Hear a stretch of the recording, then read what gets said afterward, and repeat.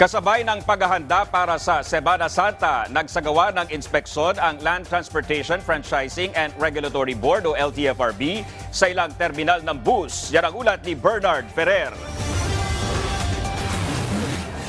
Bahagya ng dumarami ang mga pasahero sa ilang terminal ng bus para sa Semana Santa. Halos sunod-sunod na ang alis ng mga bus sa isang terminal sa EDSA Kamuning. Biyaheng Lipa, Batangas Pier at Lucena ang kanilang mga bus. Ilan sa pasahero ang piniling hindi sumabay sa bugso na mauuwi sa probinsya sa susunod na linggo.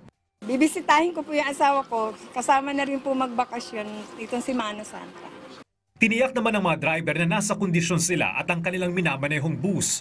Yung pag-check up po ng gulong, tapos yung makina, mga ilaw po para dire-diretso pong biyahe.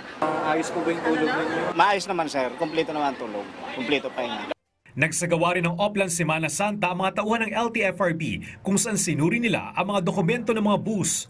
Nagsasagawa kami ng random checking sa mga buses para i-check yung kanilang franchise documents, kung kumpleto ba ito or kung authorized ba na tumakbo.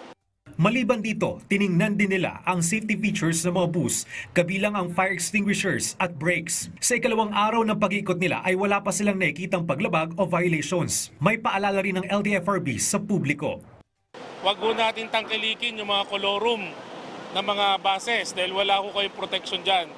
Samantala, pansamantalang papayagan ng Metropolitan Manila Development Authority o MMDA ang mga provincial bus na dumaan sa EDSA mula Marso 23 hanggang Abril 2 dahil sa inaasahang pagdagsa ng mga biyahero. Makakadaan ang mga provincial bus sa kahabaan ng EDSA mula alas 10 ng gabi hanggang alas 5 ng umaga. Ang mga provincial bus mula sa North Luzon ay hanggang sa terminal lang sa Cubao, Quezon City. Habang ang mga provincial bus mula South Luzon ay hanggang sa Parañaque Integrated Terminal Exchange o PITX at terminal sa Pasay City. Sususpindihin din ng MMDA ang number coding scheme sa NCR simula Marso 28 o Monday-Thursday hanggang Marso 29 o Good Friday na idineklara bilang regular holidays.